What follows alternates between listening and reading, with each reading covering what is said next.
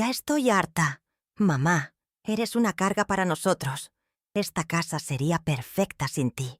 La cartera de Jimena aterrizó sobre la mesa de la cocina, con un golpe sordo, un sonido seco que pareció cortar el aire, y el zumbido de la vieja nevera. Me quedé inmóvil, con una cucharada de sopa a medio camino de mi boca. El calor del caldo subía en un pequeño hilo de vapor, una cosa tan normal y cotidiana en medio de un momento que partía la vida en dos. Levanté la vista y la encontré mirándome, con el rostro encendido por una furia que no era nueva, pero que esta vez tenía un filo diferente, más cruel y definitivo. Su esposo, Fernando, estaba de pie detrás de ella, una sombra silenciosa que asentía con su sola presencia, validando cada una de sus crueles palabras. Era como si el mundo entero se hubiera detenido y solo existiera el eco de esa frase, rebotando en las paredes de la cocina, que mis propias manos habían limpiado tantas veces. Mi reacción fue un acto de pura supervivencia, un instinto forjado en 78 años de vida. Llevé la cuchara a mi boca, despacio, sintiendo la textura de las verduras cocidas, el sabor familiar de la sal y el cilantro. Tragué. Luego, tomé mi vaso de agua de Jamaica, el cristal frío contra mis dedos, y bebí un sorbo largo. No hubo lágrimas. No hubo un temblor en mi mano. Mi cuerpo se rehusaba a darle la satisfacción de verme derrumbar. Por fuera, yo era la misma Guadalupe de siempre, la mujer de Oaxaca, que había aprendido a capear, temporales sin hacer ruido, a enfrentar el dolor con la espalda recta. Pero por dentro, una grieta se había abierto en mi pecho, una fractura profunda y helada por la que se colaba un frío que nada podría calentar. Era el frío del desprecio, el más hondo de todos. La sensación era física, una opresión tan real como si alguien me hubiera puesto una piedra sobre el esternón.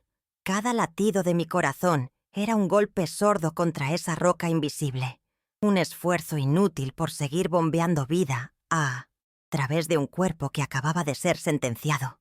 Las palabras de Jimena, «eres una carga», no eran solo sonidos. Eran un veneno que se esparcía lentamente por mis venas, adormeciendo mis extremidades. Sentía cómo la sangre se retiraba de mi rostro, cómo un zumbido comenzaba a instalarse en mis oídos, ahogando los ruidos de la noche que entraban por la ventana abierta de la cocina. Era una humillación que pesaba, que se anclaba en el alma y amenazaba con hundirme allí mismo, en mi silla, frente a mi plato de sopa, a medio terminar.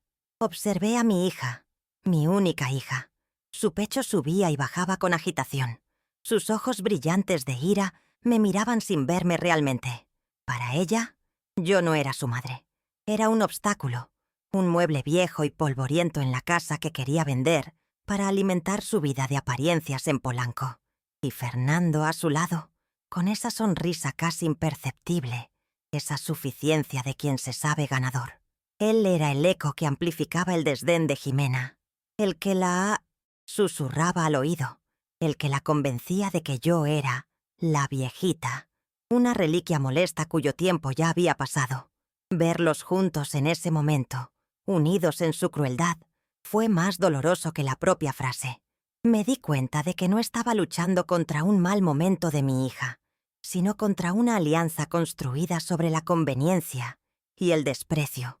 Cuando finalmente se dieron la vuelta y salieron de la cocina, dejándome sola con mi plato enfriándose, el silencio que dejaron atrás fue más ruidoso que sus gritos. Era un silencio denso, lleno de todo lo que no se había dicho en años, de todo el amor que yo había entregado y que ahora se me devolvía como basura. Apoyé la cuchara en el plato con un cuidado infinito, como si cualquier movimiento brusco pudiera romperme en 1000 pedazos. Me quedé quieta, escuchando mis propios pensamientos, y por primera vez en mucho tiempo, no eran pensamientos de paciencia ni de comprensión. Eran pensamientos de una claridad brutal, afilada. Esa noche, en la soledad de la cocina que había sido mi santuario, entendí que el amor no podía ser una excusa para la indignidad. La Guadalupe que agachaba la cabeza había muerto con esa frase. Subí a mi cuarto sin hacer ruido, mis pies descalzos sobre la madera fría del pasillo. La puerta se cerró detrás de mí con un leve clic, un sonido que me aislaba del resto de la casa, de la vida que había construido y que ahora se sentía extraña. No encendí la luz. La luna, grande y generosa sobre el cielo de la Ciudad de México, se filtraba por la ventana, bañando la habitación en una luz plateada y fantasmal. Me acerqué al cristal, sintiendo su frescor en la punta de mis dedos. Afuera, las calles de Coyoacán estaban tranquilas, solo el murmullo lejano del tráfico y el ladrido esporádico de un perro. Era una paz que no encontraba eco dentro de mí. Mi reflejo en el vidrio era el de una anciana, una silueta encorvada por algo más que los años. Era el peso de una palabra: carga. Apoyé la frente en el cristal y cerré los ojos. Esta casa no era solo un conjunto de ladrillos y cemento, era el archivo de mi vida entera. Cada pared tenía una historia, cada rincón guardaba un eco del pasado. Veía a mi Mateo, mi difunto esposo, con su sonrisa amplia y sus manos fuertes, colocando él mismo los azulejos del baño. Veía a una Jimena de 5 años corriendo por el pasillo, sus risas rebotando como notas musicales. Esta casa había sido testigo de fiebres curadas con caldos y amor, de cumpleaños celebrados con pasteles caseros, de navidades donde la mayor riqueza era estar juntos. Venderla no era solo una transacción inmobiliaria, era borrar la memoria, profanar un santuario construido con el sudor y los sueños de 2 personas que solo querían un futuro mejor para su hija. Mis pensamientos volaron lejos, a un pasado aún más remoto, a mi llegada a esta ciudad monstruosa y fascinante. Dejé atrás mi pueblo en Oaxaca, con sus colores y sus olores familiares, trayendo conmigo solo un rebozo y una voluntad de hierro. Recuerdo el vértigo de las avenidas, el ruido incesante, la soledad que se te pega a los huesos. Pero en mi vientre ya crecía Ximena, y esa era toda la motivación que necesitaba. Me prometí a mí misma, mirando las luces de la ciudad desde la azotea de una vecindad, que mi hija no conocería el hambre ni la falta de oportunidades que yo tuve. Esa promesa se convirtió en el motor de mi existencia, la razón de cada despertar antes del alba. Y así empecé. Con una pequeña anafre y una olla de barro, comencé a vender tamales y atole en una esquina cerca del metro. Recuerdo el vapor que me calentaba la cara en las mañanas frías, el olor a maíz y canela que se impregnaba en mi ropa y en mi pelo. Mis manos, al principio torpes, aprendieron el ritmo de amasar, de envolver, de contar las monedas. Cada tamal vendido era un pequeño ladrillo para el futuro de Jimena. No había descanso, no había días de enfermedad. La gente pasaba, algunos con prisa, otros con una palabra: amable. Me convertí en parte del paisaje urbano, una mujer anónima alimentando los sueños de su hija con el trabajo incansable de sus manos. Esas manos. Las miré bajo la luz de la luna, las venas abultadas, la piel manchada por el tiempo y el trabajo. Estas manos habían cambiado pañales, amasado miles de kilos de masa, contado incontables pesos, aplaudido en festivales escolares y sostenido la frente febril de mi esposo en sus últimos días. Mateo siempre me las tomaba por la noche y me las besaba, diciendo que eran las manos más hermosas del mundo, porque en ellas estaba escrita nuestra historia. Él entendía el sacrificio, porque lo compartía. Trabajaba de sol a sol en la construcción, y juntos, peso a peso, compramos este terreno, este pedazo de tierra en Coyoacán que se sentía como el paraíso prometido. Construimos esta casa con la misma tenacidad con la que vendía mis tamales. Mateo, con sus conocimientos de albañilería, dirigía la obra los fines de semana. Yo le ayudaba en lo que podía, pasando ladrillos, mezclando cemento, llevando agua fresca. Nuestros cuerpos terminaban exhaustos, pero nuestros corazones estaban llenos. Cada viga levantada, cada pared enjarrada, era una victoria contra la pobreza, una declaración de nuestro amor y de nuestra esperanza. No era una casa para presumir, como las que anhela ahora Jimena en Polanco. Era un nido, un refugio forjado con el material más resistente que existe, el sacrificio compartido por un bien mayor. Era nuestro legado. Y entonces, En este nido creció Jimena. Recuerdo la primera vez que la traje del hospital, tan pequeña, envuelta en una manta amarilla. Su presencia llenó cada espacio de luz. Por ella, mis jornadas se volvieron aún más largas, pero nunca las sentí como una carga. Al contrario, eran mi propósito. Ahorré durante meses para comprarle su primer uniforme escolar, planchando la falda tableada con un cuidado reverencial. La emoción de verla salir por la puerta con su mochila en la espalda era mi recompensa. Todo era para ella, para que tuviera los libros que yo no pude leer, la educación que yo no pude recibir. Su graduación de la universidad fue uno de los días más felices de mi vida. Me senté entre la multitud de padres orgullosos, vestida con mi mejor rebozo, y cuando dijeron su nombre, Jimena Ramírez, sentí que era yo quien estaba recibiendo ese diploma. Lloré en silencio, lágrimas de pura alegría y de misión cumplida. La mujer que vendía atole en la calle había criado a una licenciada en mercadotecnia. La abracé con todas mis fuerzas, aspirando el olor de su perfume caro, tan distinto al del maíz y la canela. En ese momento, creí ingenuamente que ella entendía la profundidad de mi sacrificio, que veía en mis ojos el largo camino que habíamos recorrido juntas. Ahora, esa imagen de mi hija con su toga y birrete se disolvía en mi mente, reemplazada por la visión de su rostro crispado por la ira en la cocina. El contraste era una herida abierta. ¿En qué momento se había perdido? ¿Cuándo el amor y el respeto se habían transformado en fastidio y desprecio? La hija por la que había sacrificado mi juventud, mis manos y mis sueños, ahora me veía como un estorbo, una pieza de mobiliario viejo que afeaba su perfecta vida. La palabra carga volvía una y otra vez, cada vez con más fuerza, demoliendo el castillo de mis recuerdos felices. La humillación no solo era por mí, sino por la memoria de todo lo que habíamos sido. Fue entonces cuando un recuerdo distinto emergió, uno que había guardado en un rincón de mi mente por años. Mateo.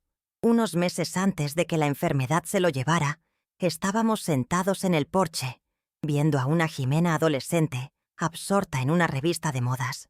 Mateo me tomó la mano, esa mano que ahora contemplo, y me dijo en voz baja, con una seriedad que me inquietó: Lupita, mi amor, cuida lo nuestro. El corazón de nuestra hija a veces se deslumbra con el brillo equivocado. Por eso hablé con el licenciado Morales. Esta casa es tuya, solo tuya. Es tu fortaleza. En su momento no entendí del todo la profundidad de su precaución. Ahora sus palabras eran un faro en mi oscuridad. Él lo había visto. Mi Mateo, con su sabiduría sencilla y su amor inmenso, había presentido la tormenta que se avecinaba.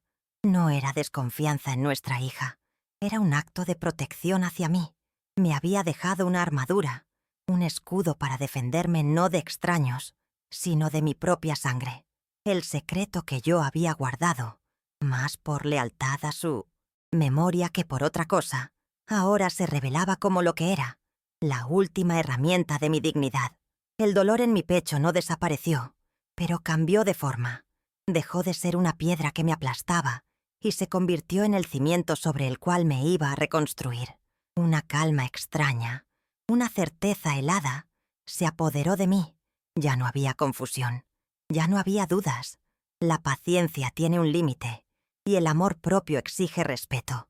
Permitir que me echaran de mi propia casa, del hogar construido sobre los huesos cansados de mi esposo, para ser arrumbada en un asilo barato, no sería solo una derrota personal, sería una traición a la memoria de Mateo y a la joven de Oaxaca, que juró nunca rendirse. Una pequeña llama, que creía extinta, comenzó a arder en mi interior. No era el fuego de la venganza, que quema y destruye. Era el fuego de la dignidad, que ilumina y da calor. La decisión fue tomada sin una sola palabra, en el silencio de mi habitación, con la luna como única testigo. No con gritos ni con reproches, porque esa nunca ha sido mi manera. Tenía que actuar con la misma calma y método con que preparaba mi masa de tamal cada madrugada, con la misma firmeza con que mi esposo levantó estas paredes. Iba a reclamar lo que era mío, no por el valor material, sino por su valor existencial. Iba a enseñarle a mi hija, de la única forma que ahora parecía posible, una lección sobre las raíces, sobre el respeto y sobre la diferencia entre el valor y el precio. Esa noche no recé pidiendo paciencia, recé pidiendo fuerza. La fuerza para ser fiel a mí misma y a la historia escrita en mis manos. Observé la ciudad dormida desde mi ventana y supe exactamente lo que tenía que hacer al día siguiente. No sería un acto de maldad, sino un acto de justicia poética. Le demostraría a Jimena que la viejita, a la que consideraba senil y débil, tenía una mente lúcida y un poder que ella, en su soberbia, nunca pudo imaginar. Me sentí como una generala planeando su batalla más importante, una batalla por el alma de mi hogar y por mi propio autorrespeto. Me di cuenta de que mi silencio había sido malinterpretado como sumisión, mi amor incondicional, como una invitación al abuso. Jimena y Fernando habían confundido mi bondad con debilidad, mi paciencia con estupidez. Era hora de corregir esa percepción, no por ellos, sino por mí, por cada mañana de frío, por cada moneda ahorrada, por cada arruga en mi rostro. La dignidad, una vez que se despierta, es una fuerza imparable. No, necesita levantar la voz. Sus acciones hablan con una elocuencia demoledora. La mujer que ellos creían haber desterrado estaba a punto de recordarles quién era la verdadera dueña de la casa. La noche se hizo más profunda, pero mi mente estaba más clara que nunca. El plan se dibujó con una nitidez absoluta. Cada paso, cada llamada, cada firma. Sabía a quién acudir, qué decir. El licenciado Morales, el viejo amigo de Mateo, sería mi primer destino. Él entendería. Él era el guardián de la previsión de mi esposo, el albacea de mi fortaleza. Me imaginé su rostro serio y profesional, escuchando mi relato y asintiendo lentamente, comprendiendo la gravedad y la necesidad de mis instrucciones. La idea no me producía alegría, pero sí una inmensa sensación de propósito. El dolor seguía ahí, un compañero sordo en mi pecho, pero ya no me paralizaba.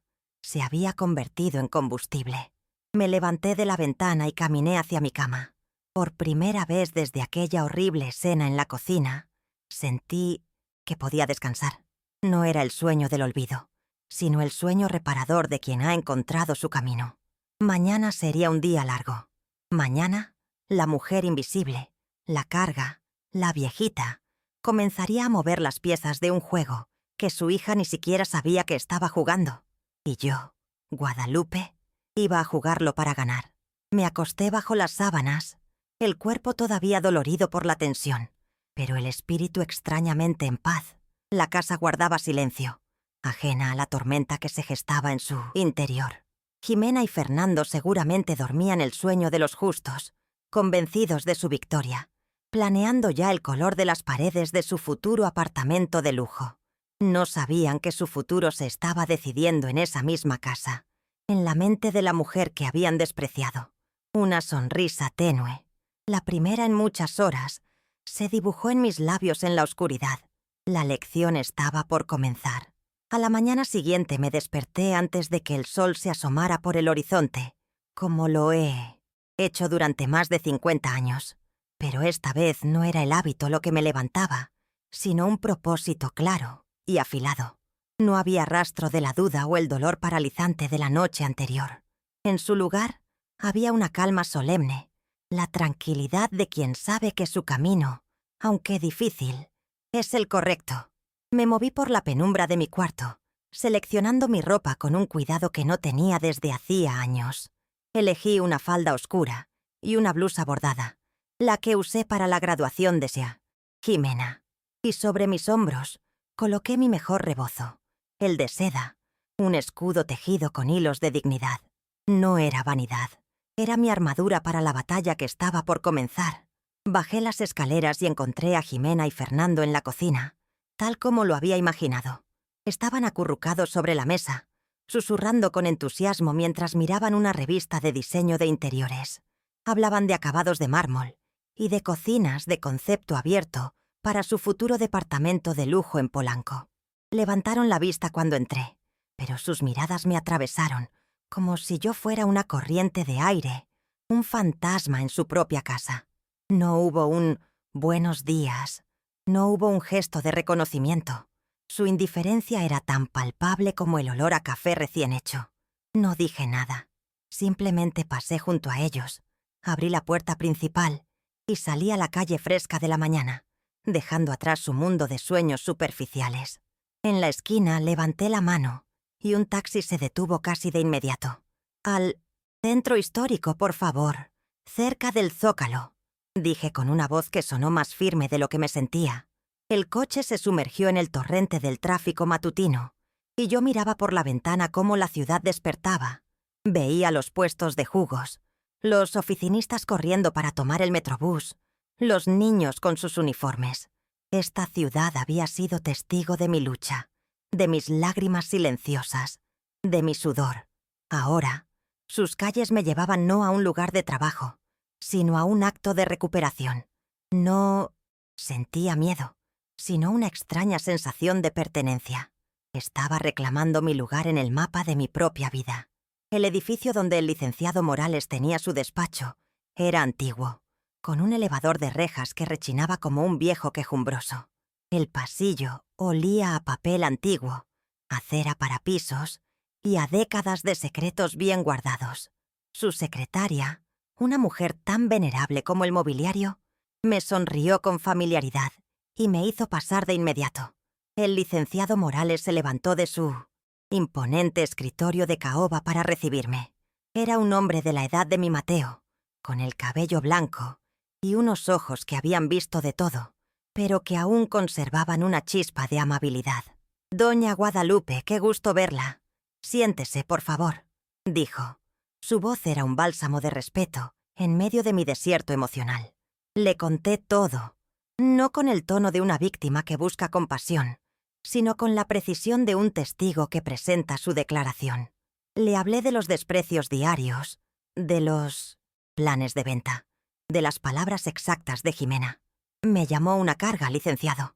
Pronuncié la palabra sin que mi voz temblara. Él escuchaba en silencio, sus dedos entrelazados sobre el escritorio, su rostro impasible. No me interrumpió ni una sola vez. Cuando terminé, hubo un largo silencio en la habitación, solo roto por el tic-tac de un reloj de pared. Él asintió lentamente.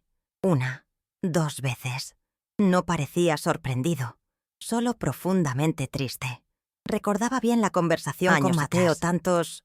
«Entiendo perfectamente, doña Guadalupe», dijo finalmente, su voz grave y llena de convicción. «¿Y qué es lo que ha decidido hacer?»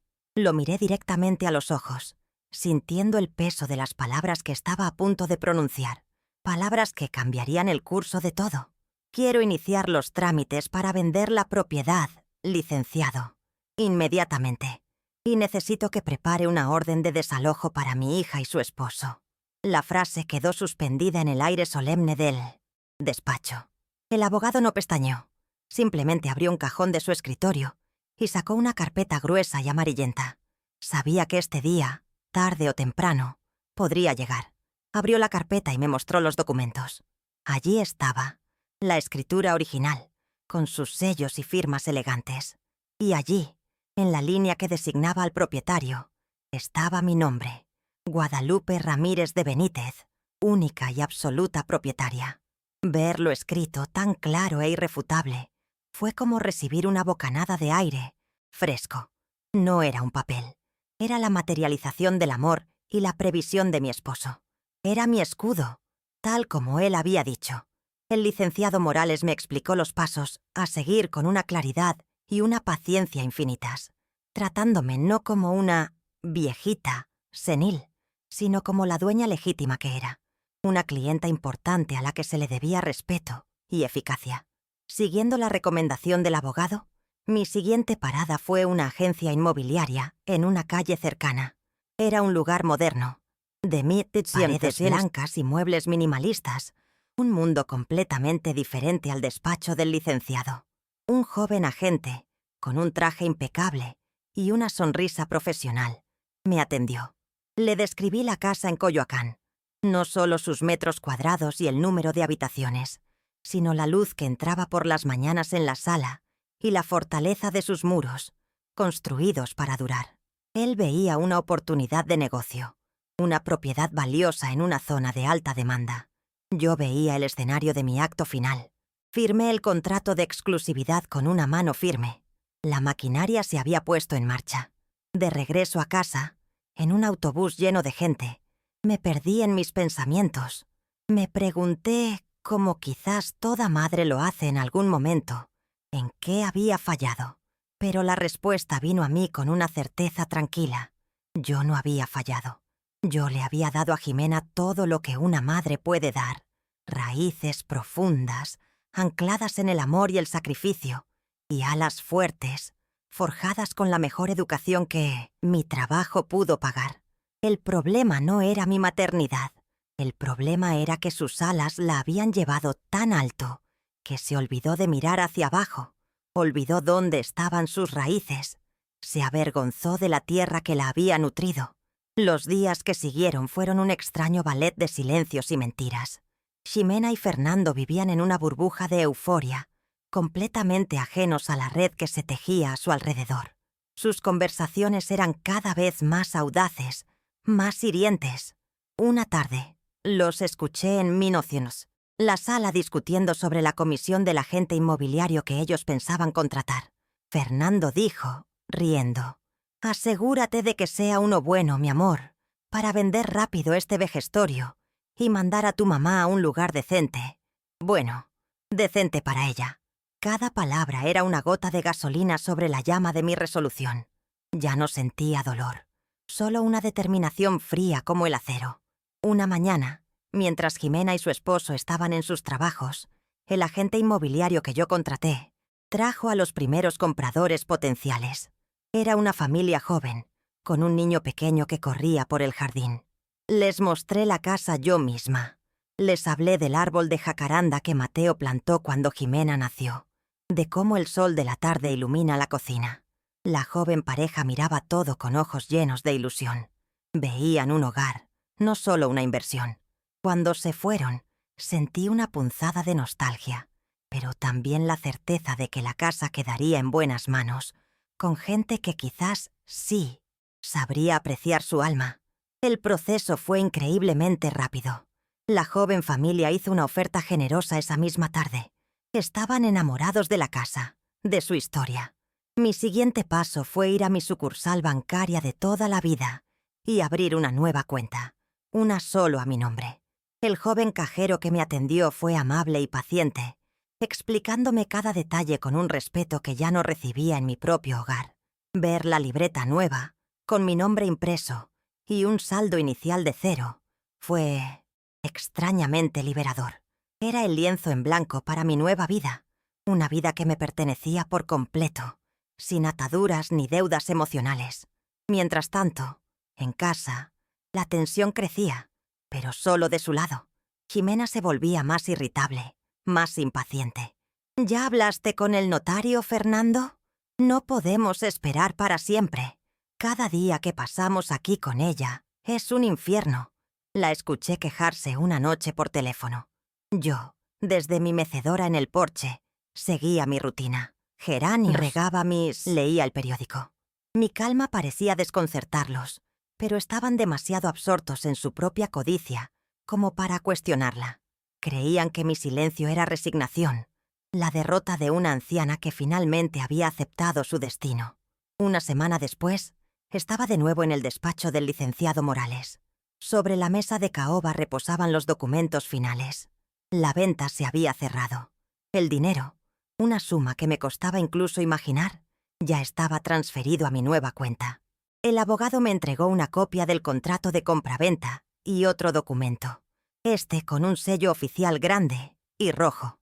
Era la notificación legal de desalojo, dándoles a Jimena y a Fernando un plazo de 30 días para desocupar la propiedad que ya no les pertenecía. Sostuve el papel en mis manos. No pesaba por el rencor, sino por la inevitable justicia de los actos. Regresé a casa con los documentos guardados en mi bolso. Nada en mi exterior revelaba la tormenta que se había desatado, y, Concluido. Cené la misma sopa de la otra noche, en la misma silla.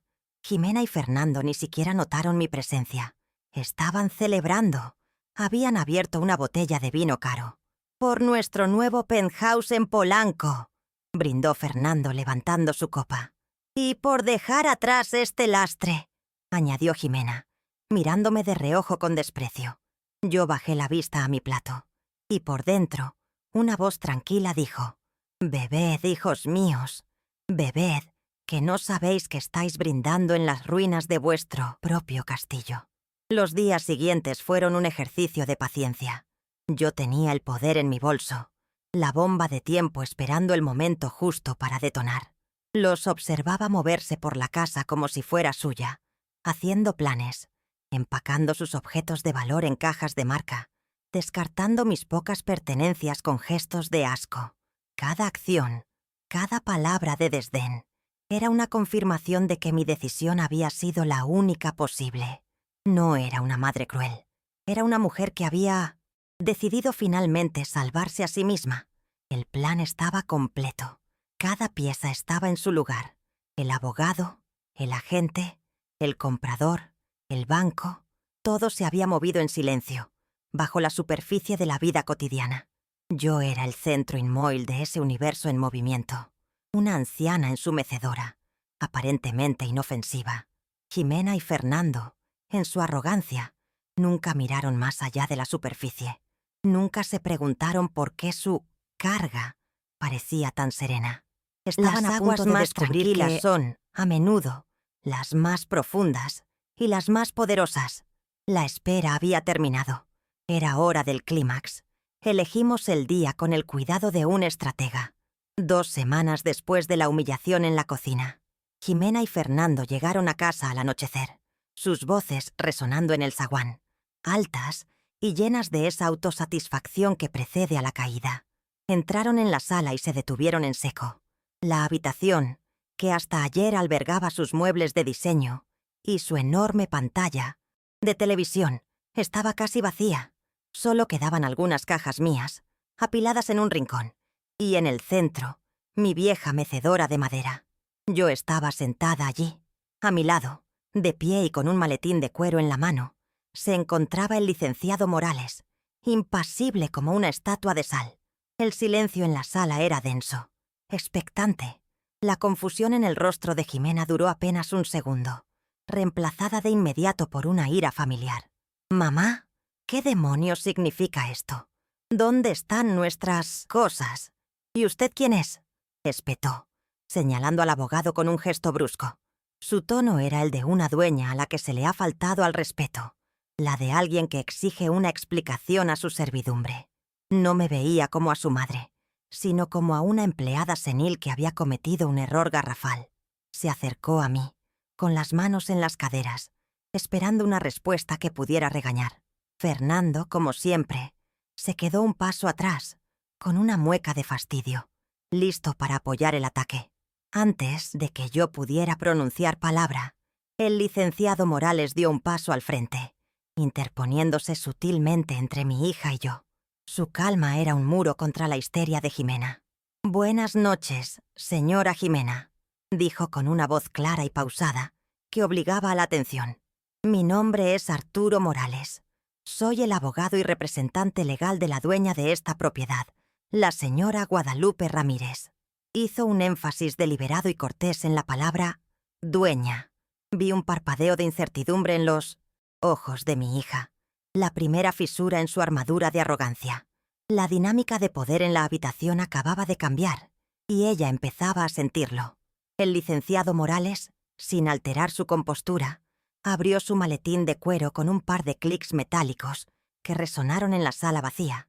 Extrajo un sobre grande, de papel grueso y con aspecto oficial. Se lo extendió a Jimena. «Le ruego que lea este documento con detenimiento», indicó. Fernando soltó una risa burlona. «¿Leer qué? No vamos a Nada. leer. ¿Qué es esto? Una broma de mal gusto. Llamaré a la policía». Pero Jimena no se rió. Su instinto, afilado por años de batallas corporativas, le dijo que esto no era una broma. Tomó el sobre con una mano que temblaba ligeramente. su mirada fija en el rostro serio del abogado. Mientras ella sostenía el sobre, sin atreverse a abrirlo, rompí mi silencio. Mi voz no fue un grito, ni siquiera un reproche. Fue una declaración, tan tranquila y firme como el movimiento de mi mecedora. Molestes en buscar un comprador, mija. Mis palabras flotaron en el aire, y todas las miradas se volvieron hacia mí. En ese instante, dejé de ser invisible. Dejé de ser el mueble viejo en un rincón. Me convertí en el centro de la habitación, en la fuerza tranquila que había convocado a la tormenta. Los ojos de Jimena se abrieron de par en par, ahora fijos en mí, llenos de una nueva y terrible confusión. Continué mirándola directamente, sin odio, pero sin flaquear. Era importante que entendiera la profundidad de su error. Esta casa, la que con tanto desdén planeabas vender para comprar tus lujos, nunca fue tuya para poder disponer de ella. Hice una pausa, dejando que la frase calara hondo. Era mi hogar, un hogar que te permití compartir, que te presté, esperando que lo valoraras y lo cuidaras como tal. Pero en tu prisa por ascender, olvidaste lo más básico, hija. Confundiste mi generosidad y mi amor con un derecho que nunca tuviste. Verás, añadí, mientras el rostro de Jimena palidecía. Tu padre, que en paz descanse, era un hombre mucho más sabio que todos nosotros. Veía las cosas con claridad. Él sabía que el brillo del dinero a veces puede cegar el corazón de las personas que más amamos. Por eso, hace muchos, muchos años, tomó una decisión. Con la ayuda del licenciado Morales, puso esta casa, nuestro santuario, única y exclusivamente a mi nombre. La revelación final cayó sobre ellos, no con el estruendo de un trueno, sino con el silencio pesado de una verdad ineludible. El nombre de su padre, invocado en ese momento, era un fantasma que venía a juzgarla. Observé con una distancia casi clínica cómo el rostro de mi hija se transformaba. La incredulidad luchaba contra la comprensión. Su boca se abrió, como si quisiera gritar, protestar, negar, pero ningún sonido emergió. Fue un cortocircuito de la soberbia. Sus ojos, desesperados, buscaron a Fernando, pero él estaba igual o más aturdido, con la cara pálida y una expresión vacía. El hombre que la había animado en su crueldad ahora no tenía nada que ofrecerle. Estaba sola, enfrentada a una realidad que su mente se negaba a procesar. El castillo que había construido sobre cimientos de arena se estaba desmoronando. Sus manos temblorosas finalmente reaccionaron y rasgaron el sobre. Sacó los papeles, sus ojos volando sobre las líneas de texto legal. Yo sabía lo que estaba leyendo. Veía su rostro pasar del desconcierto al pánico. Estaba descifrando las cláusulas, reconociendo los sellos notariales, hasta llegar al párrafo final, el que contenía la verdad más brutal. Este no era un simple aviso, era una notificación oficial. La propiedad ubicada en la calle de Higuera, número 40, en Coyoacán, Ciudad de México, había sido vendida legalmente, y el documento que sostenía en sus manos era una orden formal de desalojo, dándole un plazo de 30 días para abandonar el inmueble. El dique de su autocontrol finalmente se rompió. «¡No, no!», gritó, la voz ronca por el shock. «Esto es mentira. Es un fraude. Tú no puedes hacerme esto a mí, a tu propia hija». Agitó los papeles en el aire como si quisiera que se desintegraran. Se giró hacia mí, sus ojos inyectados en sangre, la cara deformada por una rabia impotente. «Eres una vieja cruel y vengativa. Siempre me has odiado». Era la reacción desesperada de alguien que ha perdido el control total, que recurre al insulto porque la razón ya no le sirve. Pero sus palabras ya no tenían poder sobre mí. Eran solo ruido. Me fijé en Fernando, el hombre cuya ambición se había alimentado de la herencia de su esposa. Estaba petrificado. Su rostro, normalmente lleno de una confianza burlona, era una máscara de cera. Veía su futuro de lujo, su estatus en Polanco, su vida de apariencias, todo desvanecerse en el aire de esa sala vacía. No hizo ningún intento por defender a Jimena. Su alianza, basada en la conveniencia, se disolvió en el instante en que el dinero desapareció de la ecuación. Su silencio fue, quizás, La traición final, y más dolorosa para mi hija, se dio cuenta de que no solo había perdido una casa, sino también a su cómplice. Permanecí sentada, meciéndome suavemente. Mi calma era el contrapunto a su caos. No es odio, Jimena, y no es venganza, le dije con la misma voz serena. Es una consecuencia. Es el eco de tus propias palabras. Me llamaste una carga. Una carga es algo inerte, sin valor, sin poder. Me trataste como tal y actuaste en consecuencia. Pero te equivocaste. Y como te dije, no te molestes en venderla. Mi casa ya ha sido vendida. El contrato se firmó esta mañana. El dinero está en mi cuenta. Y ese papel que tienes en la mano es tu nueva realidad. Cada palabra fue un clavo en el ataúd de sus esperanzas. La frase, el dinero está en mi cuenta, pareció golpearla con la fuerza de una bofetada. Miró a su alrededor, a los espacios vacíos donde antes lucían sus trofeos de estatus social.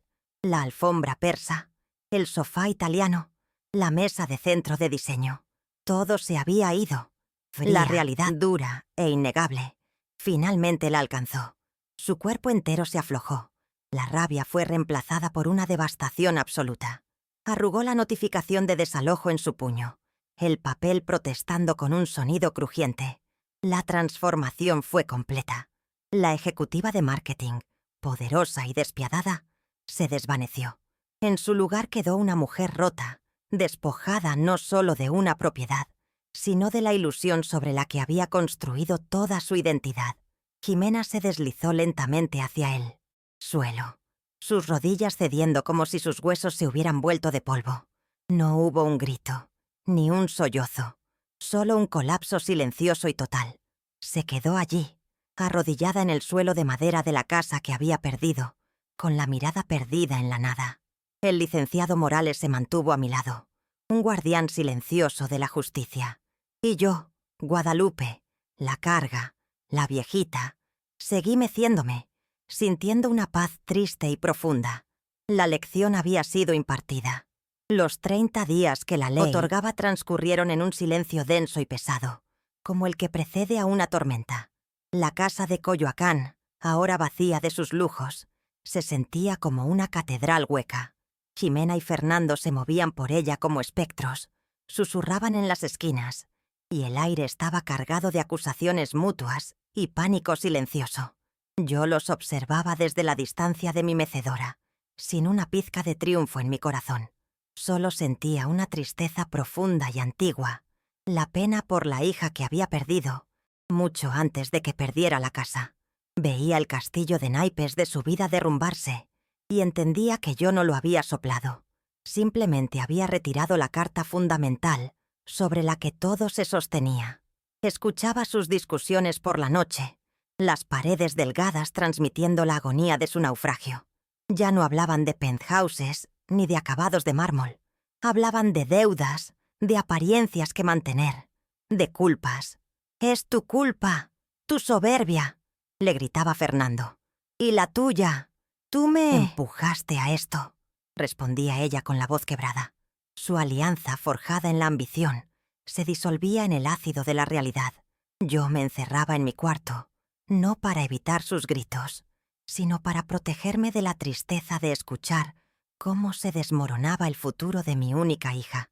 No era la ruina de una enemiga, era la tragedia de mi propia sangre.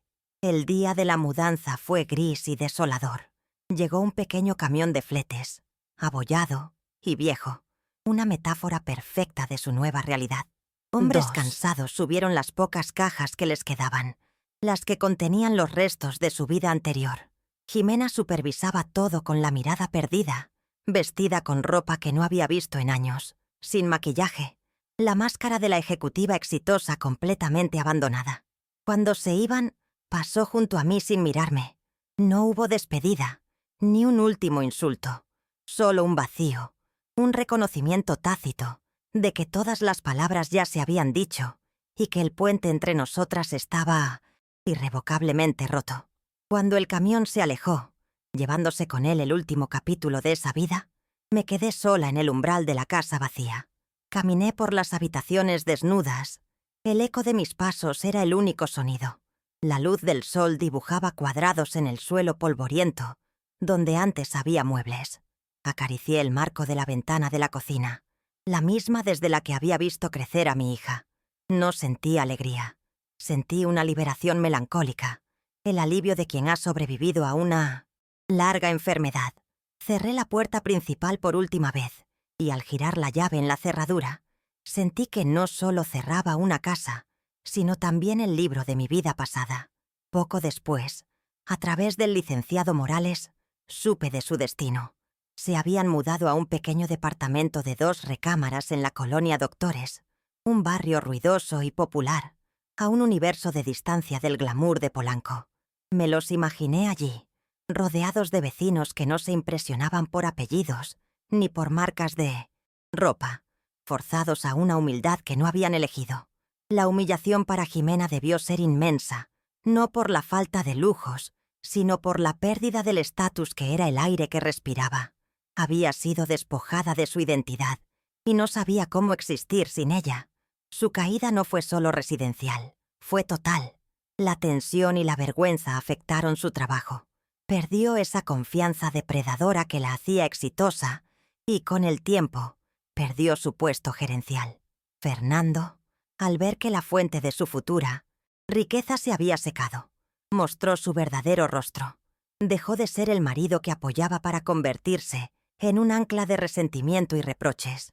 Su matrimonio, una transacción comercial disfrazada de amor, no pudo sobrevivir a la bancarrota de las expectativas. Se separaron a los pocos meses, cada uno culpando al otro de su propia ruina. Unos meses más tarde, la vi. Fue un encuentro casual en el centro de la ciudad. Yo salía de una tienda y ella caminaba por la acera opuesta. Tardé un segundo en reconocerla. Había perdido peso. Su ropa era sencilla y su cabello estaba recogido sin cuidado. Ya no caminaba con esa prisa imponente. Sus pasos eran lentos, cansados. Nuestros ojos se encontraron por una fracción de segundo, a través del flujo de peatones. En su mirada no vi el odio que esperaba, sino un vacío desolador. La mirada de alguien que ha perdido el rumbo. Apartó la vista primero y se perdió entre la multitud. No sentí nada, ni pena, ni satisfacción. Solo la confirmación de universal. Una ley. La vida siempre te presenta la cuenta. Mientras su mundo se desvanecía, el mío florecía de una manera que nunca había imaginado. Con una parte del dinero de la venta, compré un pequeño y luminoso departamento en la colonia Condesa, cerca del Parque México. No era grande ni lujoso, pero era mío, en cada rincón. Lo amueblé lentamente, con piezas sencillas que yo misma elegí. Un sofá cómodo, una mesa de madera sólida, muchas plantas. Cada objeto tenía un propósito y una belleza tranquila. Nada estaba allí para impresionar a nadie, solo para darme paz. Despertaba cada mañana con el sonido de los pájaros, no con el peso de la hostilidad. Mi balcón se convirtió en mi santuario. Lo llené de geranios, bugambillas y helechos, las mismas plantas que tenía en el patio de Coyoacán. Cuidarlas se convirtió en mi ritual matutino. El acto de regarlas, de quitar las hojas secas, de verlas crecer y florecer, me conectaba con el ritmo simple y honesto de la vida. Era un trabajo que daba una alegría pura. Sentía que, al igual que mis plantas, yo también estaba echando nuevas raíces en una tierra fértil, una tierra de paz y de segundas oportunidades. Respiraba un aire limpio, libre de la contaminación del resentimiento y la humillación. Una tarde sonó el timbre. Era mi nieto Mateo, que ahora tenía 10 años. Jimena, en un acto que no supe si era de desesperación o un destello de redención, lo había enviado a verme. Estaba más alto, más delgado, y en sus ojos vi una confusión que me rompió el corazón. No sabía los detalles de lo que había pasado, solo que su vida había cambiado drásticamente. Lo abracé fuerte, y en ese abrazo sentí un puente hacia el futuro, una conexión que la amargura de su madre no había podido destruir por completo. Él era la semilla inocente en medio del campo quemado. Mateo comenzó a visitarme todos los fines de semana. Se convirtió en la luz de mi nueva vida. Le cocinaba sus platillos favoritos, los mismos que le preparaba a su madre cuando era niña. Le contaba historias de su abuelo, el hombre fuerte y bueno del que llevaba el nombre. Le hablaba de Oaxaca, de nuestros orígenes, de la importancia de ser honesto y trabajador. No hablábamos de Jimena. Hablábamos del pasado para construir su futuro. Ver su sonrisa, escuchar sus risas en mi pequeño departamento, era la prueba de que el amor, en su forma más pura, siempre encuentra la manera de renacer. Fue durante una de esas tardes con Mateo que la idea tomó forma en mi mente. Tenía mucho más dinero del que necesitaba. ¿Qué sentido tenía guardarlo en un banco? Pensé en mí, en la mujer que se había sentido una carga, y pensé en cuántas otras mujeres como yo, en esta misma ciudad, estarían viviendo en silencio su propia humillación, abandonadas por hijos ingratos, sintiéndose invisibles y sin valor. Mi dolor personal comenzó a transformarse en una empatía expansiva. Sentí un llamado, un nuevo propósito que iba más allá de mi propia paz. Me reuní de nuevo con él, licenciado Morales, pero esta vez no para hablar de ventas ni de desalojos. Le hablé de mi idea, crear una pequeña fundación, una organización que ofreciera ayuda legal, apoyo emocional y un espacio de comunidad para madres y abuelas en situación de abandono. Quería usar mi historia, mi fortaleza, para darles voz a las que habían sido silenciadas. Quería que mi rebozo de seda, que había sido mi armadura, se convirtiera en un manto que abrigara a otras. El abogado me miró con una emoción que no le había visto antes y dijo: «Mateo estaría inmensamente orgulloso de usted, doña Guadalupe. La llamamos Fundación Manos de Maíz, un nombre que honraba mi propio origen, el trabajo humilde que me dio la fuerza para construirlo todo. El proceso legal fue lento, pero cada firma, cada trámite, me llenaba de una energía renovada. Estaba construyendo algo que perduraría más allá de mi propia vida. No era un edificio de ladrillos, sino un refugio de esperanza. Estaba transformando el veneno de la ingratitud en un antídoto de solidaridad. Mi herida personal se estaba convirtiendo en una fuente de sanación para otras. Nuestro primer proyecto fue asociarnos con un centro comunitario en Iztapalapa. Organicé la primera reunión.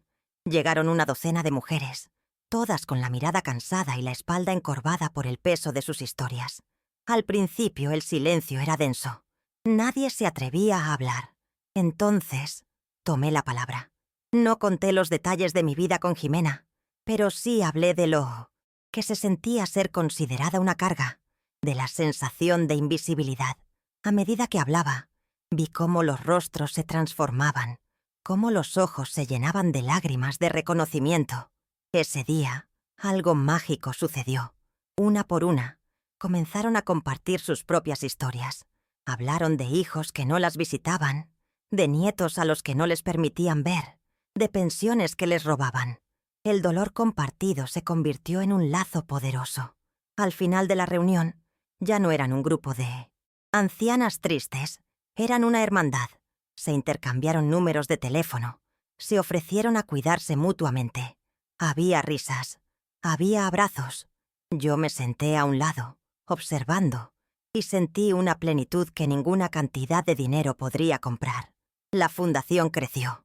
Contratamos a una joven abogada y a una trabajadora social.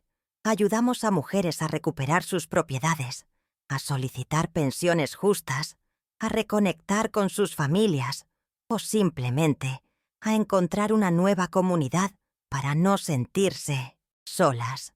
Mi papel ya no era solo el de la fundadora, sino el de la matriarca, la consejera.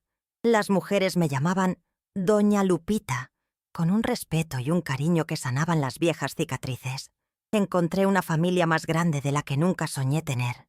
Mi vida adquirió un ritmo tranquilo y significativo. Durante la semana trabajaba con la fundación. Los fines de semana eran para Mateo. A veces lo llevaba conmigo al centro comunitario y él ayudaba a servir café y pan dulce. Estaba aprendiendo, de primera mano, el valor del respeto a los mayores, la lección que su madre nunca aprendió. Estaba sembrando en él las semillas de la compasión y la gratitud, esperando que en su vida dieran mejores frutos.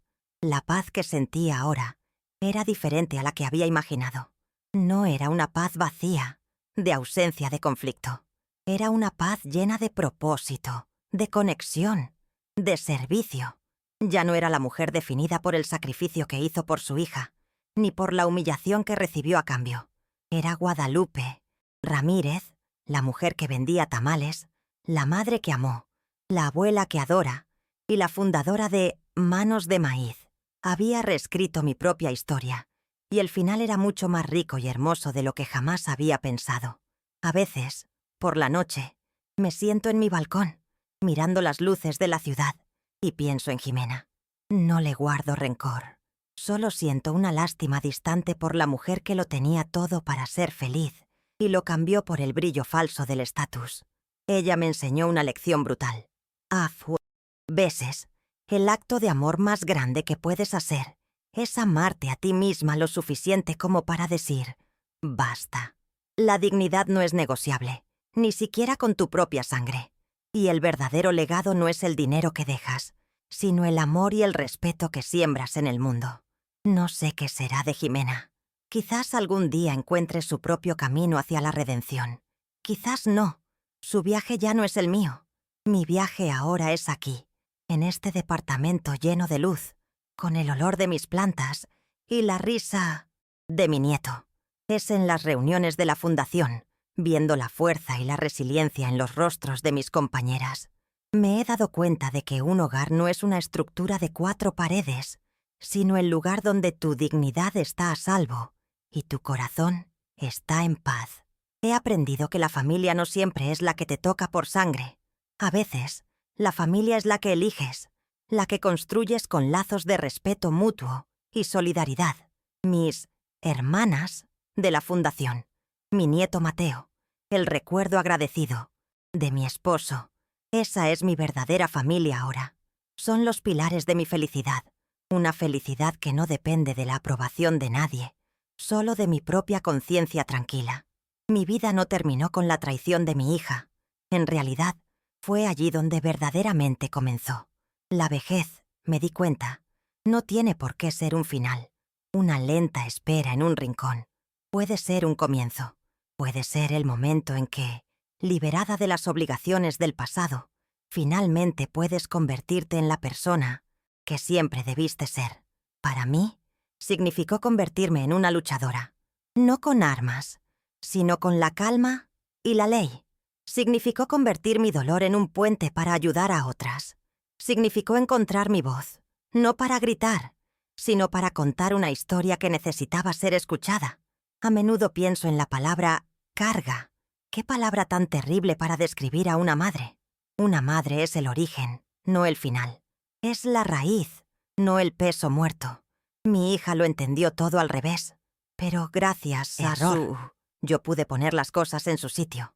Pude demostrar, primero a mí misma y luego al mundo, que una mujer mayor, una viejita de un pueblo de Oaxaca, tiene un valor incalculable y una fuerza que puede mover montañas, o al menos vender una casa y construir un nuevo futuro.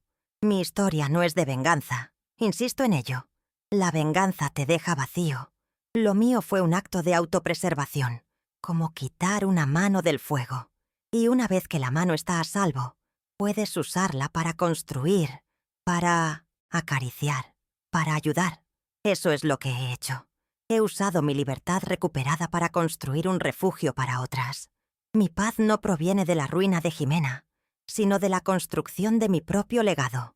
Un legado de dignidad. Mi nieto Mateo es la personificación de mi esperanza. En él veo la oportunidad de un nuevo comienzo para nuestra línea familiar. Le enseño que la verdadera riqueza no está en las cuentas bancarias ni en los códigos postales, sino en la bondad, en el respeto por nuestras raíces y en la capacidad de cuidar a quienes nos cuidaron. Espero que él crezca para ser un hombre como su abuelo, alguien que entienda que el amor es un verbo que se conjuga con acciones de lealtad y protección. A veces, Mateo me pregunta por qué ya no vivimos en la casa grande de Coyoacán. Le digo la verdad, pero de una manera sencilla que pueda entender. Le digo que los hogares no son para siempre, pero el amor sí. Le digo que a veces, para poder seguir adelante y ser felices, tenemos que dejar atrás lugares, aunque los hayamos querido mucho, y que nuestro verdadero hogar está aquí, juntos, preparando galletas en la cocina o leyendo un libro en el sofá. Él parece entenderlo. He perdonado a Jimena en mi corazón, no porque se lo merezca, sino porque yo merezco la paz. El perdón no es olvidar, es soltar el ancla que te mantiene atada al dolor del pasado. La he soltado. Le deseo que encuentre su camino, aunque sea lejos del mío, porque cada ser humano tiene derecho a buscar su redención. Y yo, por mi parte, he encontrado la mía, no en una iglesia, sino en la acción diaria, en la sonrisa de mi nieto y en los ojos agradecidos de las mujeres a las que he podido ayudar. La vida me ha enseñado que la fuerza no siempre ruge. A veces, es la voz tranquila al final del día que dice: mañana lo intentaré de nuevo. Es la dignidad de levantarse después de haber sido humillada, de sacudirse el polvo y seguir caminando, no por el mismo camino, sino por uno nuevo y mejor, uno que tú misma eliges. Yo elegí mi camino, y aunque comenzó con lágrimas, ahora está lleno de una serenidad que vale más que todas las casas de Polanco juntas. Estoy completa de nuevo. La palabra carga ha sido borrada de mi vocabulario interior, reemplazada por palabras como fuerza, propósito, legado. Soy Guadalupe, la mujer que se reencontró a sí misma en el ocaso de su vida. Y esta, mi historia, es el testimonio de que nunca es demasiado tarde para reclamar tu dignidad y construir una vida que puedas sentirte orgullosa. La paz es el mayor de los tesoros. Y yo, finalmente, he encontrado el mío. Aquí estoy, sentada en mi mecedora en el balcón de mi departamento, la misma mecedora que fue testigo silencioso de mi humillación. Qué curiosa es la vida. Este objeto que antes representaba mi inmovilidad, mi rol de espectadora en mi propio drama, es ahora mi trono. Desde aquí no observo el fin de mi vida, sino el florecimiento de una nueva. El suave vaivén ya no es un consuelo para el dolor, sino el ritmo de mi paz. Tuve que perder la casa que construí con mis manos para entender que un hogar no está hecho de ladrillos, sino de dignidad. Tuve que ser expulsada para finalmente encontrar mi verdadero lugar en el mundo, un lugar donde mi alma puede respirar en libertad. Mi viaje me ha enseñado una lección fundamental sobre la naturaleza de la fuerza. Vivimos en un mundo que confunde el ruido con el poder, que cree que quien más grita es quien más razón tiene. Se equivocan. Yo aprendí que la verdadera fuerza es silenciosa. Es la tenacidad de la raíz que crece en la oscuridad, la resistencia del junco que se dobla ante el viento pero no se quiebra. Es la calma de una madre que soporta lo indecible, no por debilidad, sino porque su amor es más grande que su orgullo. Pero también es la sabiduría de esa misma madre para reconocer el momento en que el amor debe dar paso al autorrespeto. La fuerza más grande no es la que se impone, sino la que perdura y, en el momento justo, reclama su lugar sin levantar la voz. He reflexionado mucho sobre el significado de la palabra familia. Entendí que la sangre te hace pariente, pero solo la lealtad, el respeto y el cuidado te hacen familia. La familia no es una obligación, es un privilegio que se cultiva día a día. Cuando ese privilegio es traicionado, cuando el lazo se usa para asfixiar en lugar de para abrazar, uno tiene no solo el derecho, sino el deber de redefinir sus fronteras. Mi legado ya no es la casa de Coyoacán, que ahora pertenece a otros. Mi verdadero legado es la fundación Manos de Maíz y los valores que intento inculcar en mi nieto Mateo. Un legado de respeto, no de riqueza. Si mis palabras pudieran viajar y llegar a los oídos de otras mujeres que se sienten como yo me sentí, les diría esto: no permitan que nadie les ponga una etiqueta con el precio. Vuestro valor no está en lo que podéis dar, sino en lo que ya sois. Sois las guardianas de la memoria, las tejedoras de la vida. No confundáis vuestra paciencia infinita con una invitación al abuso. Recordad a la joven que fuisteis, con sus sueños y su fuerza. Esa joven todavía vive dentro de vosotras. Escuchadla. Nunca es demasiado tarde para levantarse de la silla, sacudirse el polvo de la humillación y empezar a caminar hacia un lugar donde seáis honradas, empezando por honraros a vosotras mismas. El sol se está poniendo sobre la Ciudad de México, pintando el cielo de tonos naranjas y morados. El aire es fresco y huele a las flores de mi balcón. Me siento en paz. Ya no soy la carga de nadie. Soy el pilar de mi propia vida y espero un pequeño faro para otras. Mi historia comenzó con una frase cruel que intentó borrarme, pero terminará con mis propios términos. Soy Guadalupe Ramírez y esta es mi herencia. La prueba de que la dignidad, una vez que se reclama, es una fortaleza inexpugnable, un hogar del que nadie, nunca más, podrá expulsarte. Y esa paz, esa serena y sólida paz, es la mayor de todas las victorias. Me gustaría preguntarte a ti, que has escuchado mi historia con tanta paciencia, ¿qué habrías hecho en mi lugar? ¿Habrías tenido la misma fuerza o habrías elegido el perdón sin condiciones? Cuéntame en los comentarios. Y dime también desde qué rincón de este mundo me estás escuchando. Me llena el corazón saber hasta dónde viajan mis palabras. Si mi historia te ha conmovido, te pido que te suscribas al canal y la compartas. Quizás pueda llegar a alguien que necesite recordar su propio valor. Gracias por escuchar.